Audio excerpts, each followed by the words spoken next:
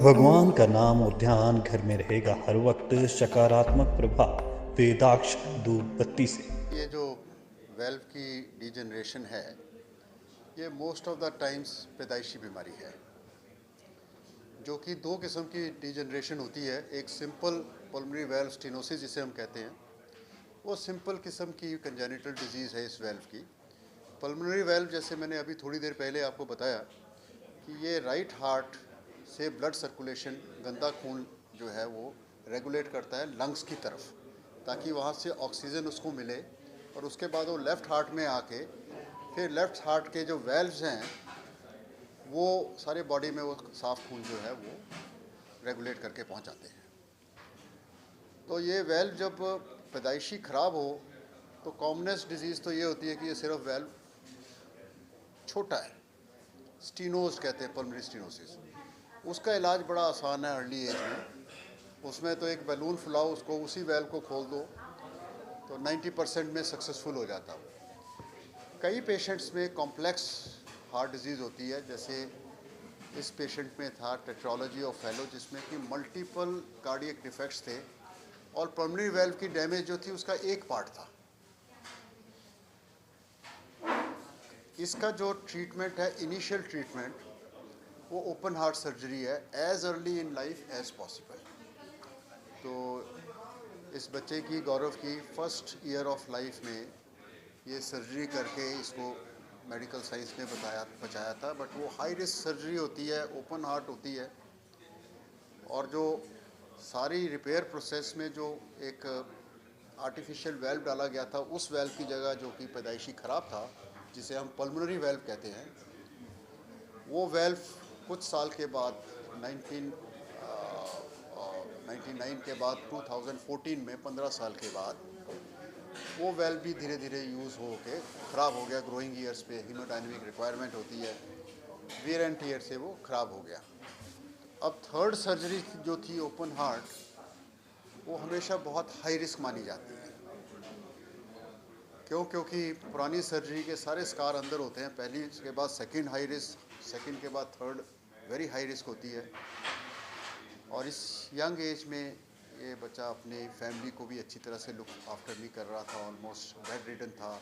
सांस चढ़ना, जैसे आपने पूछा सिम्टम्स क्या होते हैं, इसमें सिम्टम्स होते हैं अनड्यू फटीग, क्योंकि बॉडी को पूरा ब्लड नहीं मिल रहा, ऑक्सीजन वाला ब्लड नहीं मिल रहा, तो सारा बॉडी फटीग्ड फील करती है, चक्कर आते हैं थोड़ी सी एक्सर्शन पे, सांस की दिक्कत होती है, धड़कन बढ़ती है, घबराहट, पसीना, और बहुत सारे पेशेंट्स को इवन रात को सोने में भी दिक्कत आती है। जैसे वो लेटते हैं उनको सांस चढ़ता था, बैठ के उठ के इनको रात गुजारनी पड़ती है।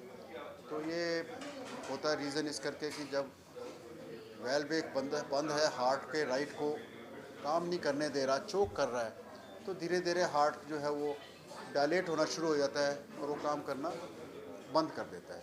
तो सारा पीछे फ्लूइड इकट्ठा होना शुरू हो जाता है, पेट फूल जाता है, टांगों में स्वेलिंग आ जाती है। तो हमें उस सिचुएशन से थोड़ा पहले, जब वेल्व अच्छी तरह डैमेज हो गया लेकिन हार्ट को अभी पूरा नुकसान नहीं किया उसने, उस टाइम पे रिकग्नाइज करके उसको हमें ट्रीट करना होता है। और ये बिल्कुल एक सिंपल प्रोसीजर है, जिसमें कि हम उसी वेल्व के थ्रू एक वायर क्रॉस करते हैं बिना किसी कट के।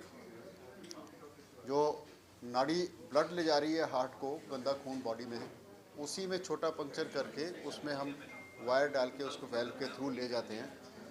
उस पर हम फिर एक 2.5-3 इंच की 3-4 सेंटीमीटर की पाइप जो है वो डाल के, चौड़ाई उसकी थोड़ी ज़्यादा 3-4 मिलीमीटर होती है, उसके बीच में से हम वो उस वायर पे एक इम्प्लांटेशन डिप्लॉयमेंट्स कैथीटर होता है हमारा, जिसमें वेल्व फिक्स होता है, उसको वहाँ ले जाके डिज़ायर्ड प्लेस पे पहले हम पुराने वेल्व को क्रैक करके खोलते हैं, क्योंकि वेल्व के लगाने की वही जगह ऊपर नीचे लगाओगे तो काम नहीं करेगा।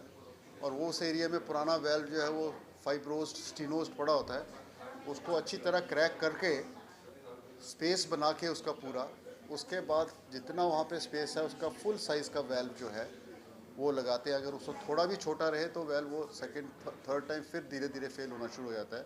तो इसलिए बहुत इम्पॉर्टेंट होता है कि हमें प्रिसाइसली सीटी में हम कैलकुलेट करते हैं कि इसमें मैक्सिमम कितना लग सकता है, उतना उसको ड्रिल करके साइज़ बनाते हैं होल का, पुराने वेल्व को क्रश करके फिर उसके अंदर हम ये एडिक्वेट साइज़ का बैलून लगा के इसको प्रॉपरली फुला देते हैं। और उसके बाद जो है इसमें ऑन टेबल हम अंदर की को देख के उसको चेक करते हैं कि ठीक काम कर रहा कि नहीं कर रहा, और सेकेंड डे या एट बेस्ट थर्ड डे हम पेशेंट को डिस्चार्ज कर देते हैं। इमीडिएटली मोबिलाइज्ड होता है पेशेंट। और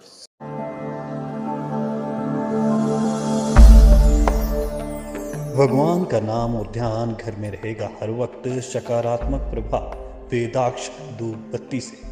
वेदाक्ष ज्योतिष सेवा संस्थान द्वारा अभिमंत्रित धूप बत्ती रोज, मोगरा और बेलपत्र की महक से लक्ष्मी का होगा वास। वेदाक्ष धूप बत्ती।